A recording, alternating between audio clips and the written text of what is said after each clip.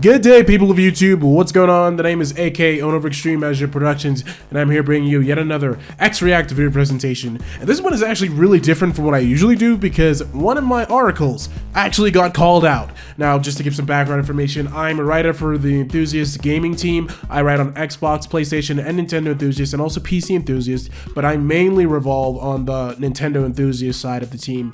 And I recently wrote an article talking about how I think that the Switch storage issue isn't really a big problem, and that article got picked up by ReviewTechUSA, which is a very popular YouTuber, and it got posted around a bit. And Rich of ReviewTechUSA, he made an entire 20-minute video dissecting the article and basically saying that I made a very weak argument and that I was being a Nintendo apologist, and saying that it really is a big issue that the Switch only has 32 gigs of storage. And the video came out yesterday, and I was shocked. I was like, wow, I actually wrote something, and a big YouTuber, well, I guess you can say two big YouTubers, called it out. And Rich, like I said, he went ahead and he made an entire video about it. So even though he was putting me down for the article, or rather he was putting the article itself down, I still feel kind of proud to see a big YouTuber critique my work. I mean, I have absolutely no negativity towards Rich. I've been subscribed to him for a number of years. I constantly watch his videos, so to me, this is actually kind of amazing that he actually noticed something that I created. So I have no bad blood with him. Even he said that he has no problem with me. He just didn't like the article. He thought that I was making some very weak arguments. But I just want to go ahead and explain a little bit more as to what I was talking about within that article. So basically, the whole article, I was saying that the Switch only having 32 gigabytes of memory isn't really a big deal because you have the ability to go out and buy microSD cards, which are incredibly common. MicroSD cards have been around for eons at this point, and they're used by thousands of different devices, primarily in smartphones and tablets, and also cameras. All right, so a lot of people know what a microSD card is, and it's like I said, it's existed for so long, and it's something that everybody's used to. It's not like the PlayStation Vita, which used proprietary memory cards, which Sony was charging an arm and a leg for. The microSD cards, you get to decide exactly how much you want to spend for how much storage, extra storage that you get. You can get a 32 gigabyte microSD card for like $14. You can get a 128 gigabyte microSD card for $40, which is less than a AAA game. So the way I see it, buying extra storage for the Switch is something, yes, okay, it's an issue. It makes you go out of your way. Yes, I understand that, but at the same time, it's not really something that's super expensive. It's not like I said, it's not like the PlayStation Vita where it costs you almost $100 for 60 gigabytes of extra storage. With the Switch, Nintendo made sure they went with something that everybody knows, everybody's used to, and also something that's relatively affordable. SanDisk just released a 400 gig microSD card for $250, which is just $50 less than an actual Nintendo Switch. But eventually, that price is going to go down. Storage, for whatever reason, is very expensive. Like, if I want to buy an SSD for my laptop, it's going to cost me at least $60 to get 128 gigabyte SSD. So storage is expensive. And Rich, in his video, he brought up how with the PlayStation 4 and the Xbox One, you could get 500 gigabytes or even 1 terabyte. And with those systems, you don't have to get extra storage. You can live with the 500 gigabytes and you can live with the 1 terabyte options. You don't have to get expandable storage for them. You have enough storage to download and play at least a good number of games before you would have to go out and get expandable storage. And yes, that is true to an extent, but it's also true for the Switch. Most Switch games are not very big, and they're not nearly as big as the games on PS4 and Xbox One. That's why I didn't really make a direct comparison, because these are two different beasts.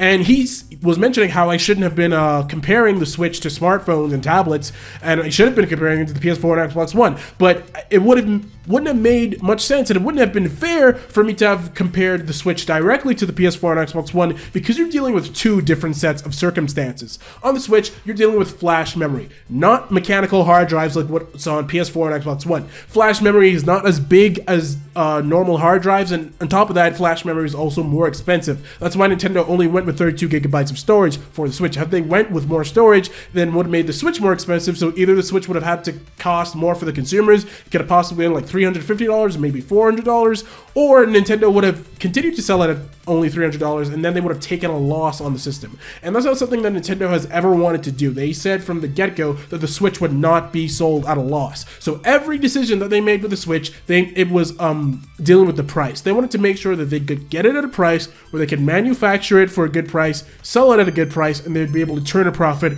on every unit sold.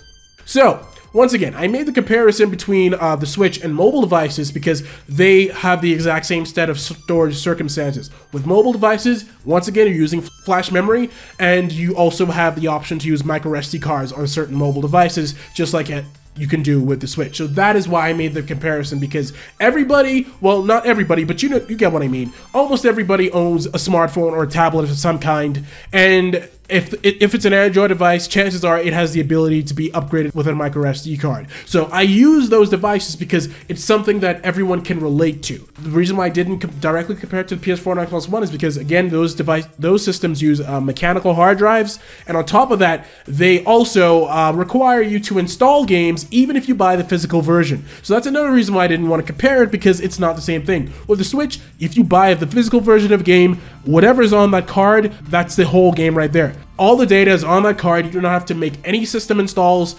whatsoever. The only thing that's installed to the system is the save data and DLC and updates. That's the only thing that's installed to the system memory. The game data itself stays on the game cartridge. On PS4 and Xbox One, games must be installed to the system itself, even if you own the physical copy of a game. So you could buy 10 physical games, and depending on how big those games are, you can already fill up your 500 gig hard drive, even though those are all physical games. Those aren't even digital games. And since games on PS4 and Xbox One are so big, they're like 40, 60 gigs, you know, the storage space fills up so much more quickly. On Switch, you're dealing with games that are relatively less than 32 gigabytes. The biggest games right now are topping up at 32 gigabytes, which is still less than the average PS4 or Xbox One game. So that is why I decided to compare the Switch storage issues to that of a mobile device instead of trying to compare it to PS4 or Xbox One. So the way I see it is, if you want to go out and buy a microSD card, you only really have to do it if you're one of two people. You're someone who's buying a third-party game which requires a microSD card because it's just so big, it can't fit on the Switch game cartridge. Or if you're someone who wants to download all your games digitally, then yes, you're going to have to buy a microSD card. But if you're someone who is mostly a physical person, then fine. Chances are you're not going to even have to touch a microSD card, simply because all the game data, like I said, is on the Switch cartridge. And even if you do have to go out and buy a microSD card, like I said, doubling your Switch storage costs $13. That is it. All right, I understand that some people are on a budget, but if you can't find $13 just for a little bit of extra storage, then you're gonna have a hard time being a gamer anyway, because gaming is a very expensive hobby. You're always gonna have to be buying something else, because that's just how this hobby works. Gaming is just, it's always going to be a cost for everything, right? Even on PS4 and Xbox One, you have to pay to play your console online. All right, so there's always something that you have to pay for. It's just a matter of sacrificing. And in this case, you just have to sacrifice a couple dollars just to get some extra storage on your Switch. It's not really that big of a deal. You have PS4 and Xbox One gamers who have to go out and buy external storage for whatever reason, and it's the exact same thing on the Switch. You have to go out and buy external storage for your Switch. Everybody, or should I say almost everyone, has to do it, and that's why I don't think it's a very big issue, because it's something that we should all be used to by now. It's not something that's brand new. It's not something that only the Switch has. This is something that we all have to deal with, regardless of which system that you play on. And you still have people out there who have not bought a microSD card for their Switch because most of their games are physical.